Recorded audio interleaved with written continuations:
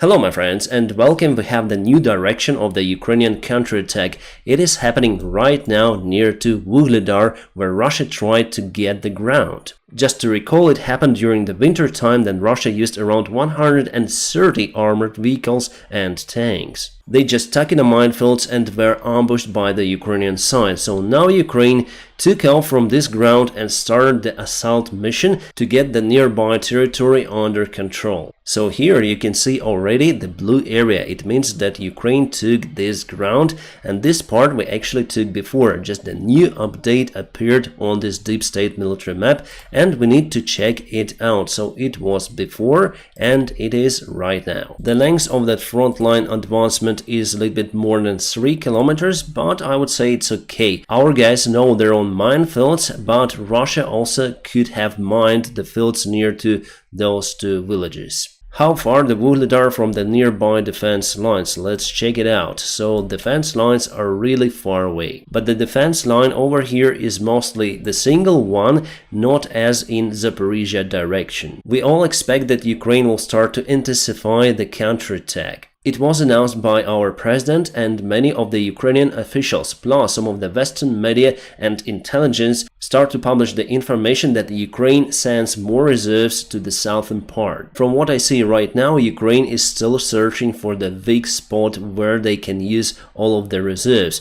Could it be this part? Well, it could be. However, to go full forward, our guys need to cross the minefields at first, and here you can see natural obstacles, some of the lakes, there are some rivers, and here where Ukraine also advanced before, you can see that there are quite high hills in this area. The perfect place for defenders, but not such a good territory to offense. As you can see, the Ukrainian and Russian armies are in some sort of the clinch. Nothing is happening rapidly, but still Ukrainian side advances. You see this green and blue territory. This was retaken back by Ukrainian side. Even though the advancement is kind of slow, but it is happening. Russia tried to offense in Luhansk Oblast using lots of the people, lots of the artillery, but was forced to retreat by our defenders. So for this day, the Ukrainian army has the initiative and performing the assault operations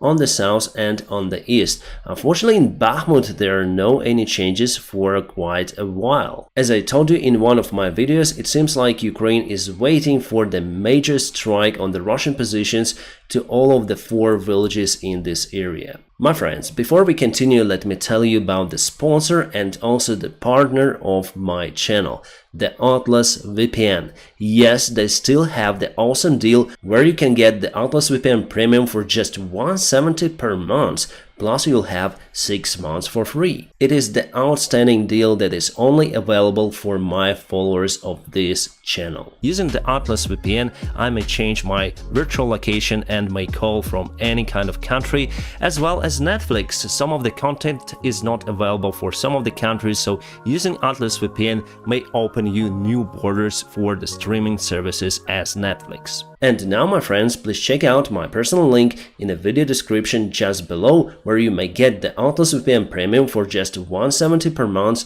plus 6 months for free. So hurry up to join the club. Now let's go to the news. We have the information from some of the German resources like Bild. Yes, I know that it's not the trustworthy resource, but they published the information that I personally agree with. They expect Russia to continue this war for around 2 up to 3 years. Well, I personally say not less than that, and this war may continue even longer, but Bild says 3 years. Yes, I know that this forecast is not good, but I try to be realistic on this channel and honest with you. Based on what Ukraine receives from our allies, in what quantity, based on Russian resources, I may say that this war may continue for quite a while. For example, according to this resource, and we all know that Russia may mobilize millions of people into their army, like almost 2 million quite easily. Also, I told you in one of my videos last week that Russia took the special laws for the mobilized man. Now the Russian government may legally, let's say, according to their law,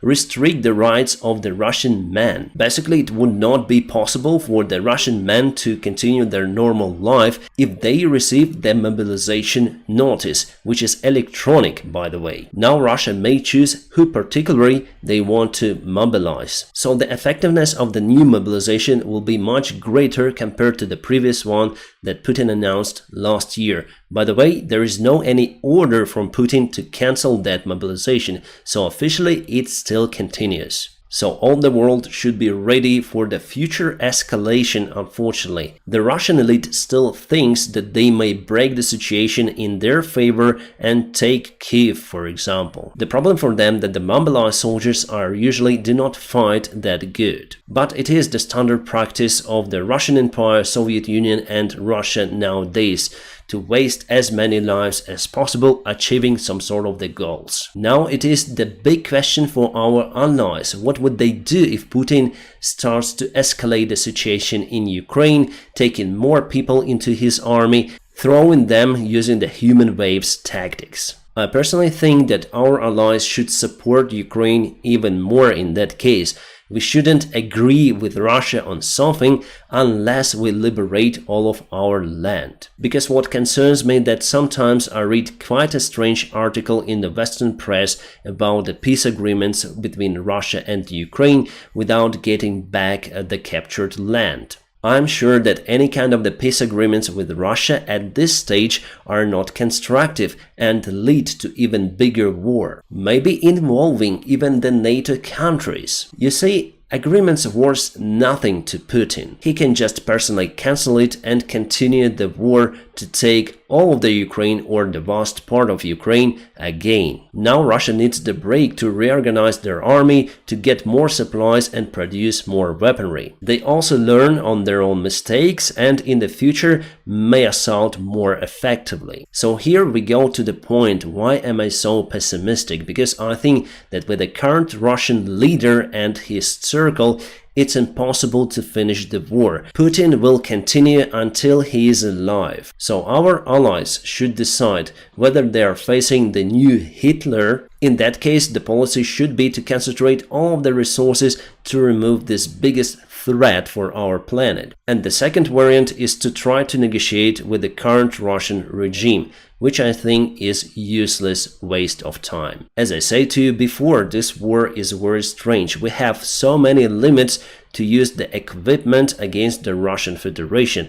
We also cannot go officially to the Russian Federation either. Just recall Prigozhin's march from Rostov-on-Don to Moscow. Well, from Ukraine to Moscow, it's even less time to go. So instead of fighting somewhere over here, wasting lots of the resources and human lives, we could have taken just maybe 5% of the Ukrainian army deployed in this area and move it to Moscow. You may say that Russia might use the nukes in that case. I think it's not the option for them. You know, according to the history of the majority of wars, it usually never ends on the territory of the occupied country. The war should be over on the territory of the enemy. Alright, one more article, this time from the Wall Street Journal. They say that Ukraine may prepare the future big drone attack on the Russian Federation. Because we have the ban to use the Western-made equipment on the Russian territory, Ukraine started to develop many types of the drones. Yes, we're still at the beginning of that process, but it already brought some of the results. For example, the Beaver drones. There are also some different types of the drones that are produced in Ukraine, but Beavers are, I think, the most famous. According to the article, Ukraine is producing 6 types of the different drones and will create some sort of the army of the drones that they may use, as I said to you, on the territory of our enemy. But we are still in lack of the massive production of those drones. For example, like Iran has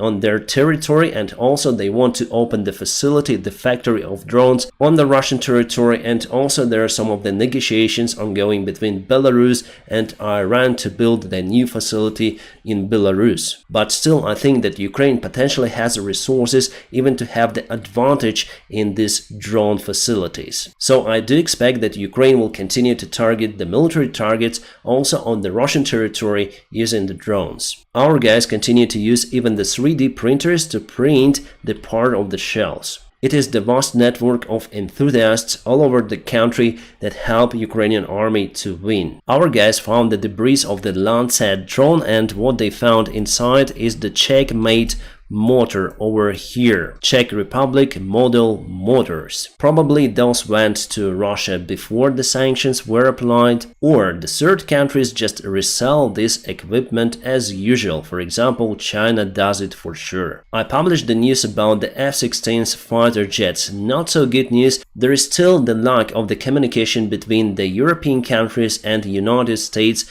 as for the Ukrainian pilot training. The European countries stated that they haven't received any kind of the training materials from the United States of America. The USA side says that they haven't received the plan for the training from the European countries. That's why they're not sending the training materials, and that is what I understood from one of the articles. However, after those news start to appear in the media, President Zelensky today stated that finally the training of Ukrainian pilots will begin this month. Wagner's posted some of the fakes. They say that this guy is from the Wagner army. You can see the Russian flag over there and the Wagner emblem, but behind there is the marking of the Polish border. So why is it fake? Because we have the other picture. This is the Polish soldier actually. He even has the Polish flag and it is not photoshopped. I think that I know why Wagner's photoshopped this guy, because obviously there is the Polish border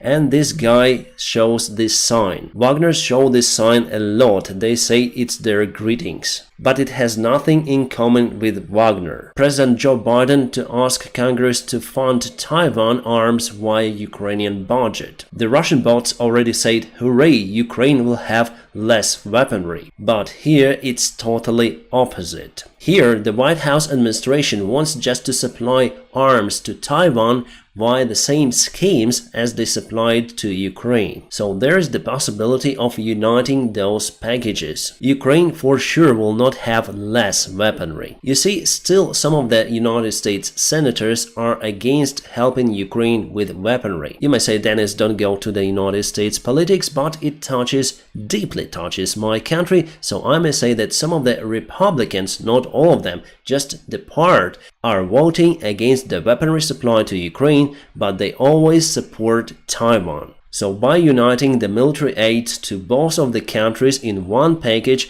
the White House will reach the goal. Well, actually the goal is always reachable. There were no any big issues with the military supplyment for Ukraine, but just in case for the future. By the way, we are waiting for the new military package from the United States next week. The majority of the military experts say that Ukraine will get much more territory till this winter, after we're gonna get all of those military packages. One more kaboom was registered today in Crimea, Gwardiske airfield. It is one of the biggest and the most important military airfield in Crimea. From what I understood, it is just the beginning. Unfortunately, yesterday there was the massive drone attack on the Ukrainian seaports. Ukraine lost 40,000 tons of grains. The oil reservoir was damaged, so Russia is definitely destroying Ukrainian port infrastructure. By doing so, they are cutting supplies of food to the third countries, and those countries are not very happy with Russia nowadays. That's why this month Putin is going to Turkey. President Recep Tayyip Erdogan and United States intelligence says that Russia will probably rejoin the grain deal. This is a very interesting statistics of the Ukrainian air defense operation. You can see how many drones were shot down, how many rockets were shot down. Some of the rockets, like for example Onyx, haven't been shot down by the Ukrainian air defense. I wonder why. So we need to do something with the Russian Onyx rockets, but they don't have lots of them. As for the Kinjal hypersonic missiles, 2 of them were shot down by the Patriot systems. The overall effectiveness of the Ukrainian air defense is 70.6%. Not bad, but we need more air defense systems. Our military calculated that we need totally 12 Patriot systems deployed in Ukraine to cover all of the territory. Let's speak about the losses. According to the Oryx resource calculations, as for the very end of July, you may see the dates on your screen. Russia lost 90 and Ukraine lost 42 vehicles. Here we are speaking about tanks, armored vehicles, helicopters, drones, whatsoever. The damaged vehicles are also in this list. As usual, Russia lost many of the tanks